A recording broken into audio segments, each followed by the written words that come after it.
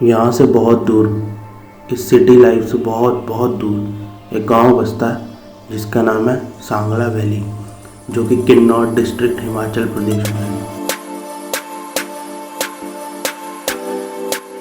चलो आओ दिखाता हूँ मैं क्या होती है वहाँ की होली, बिल्कुल ही हिमाचली कल्चर में।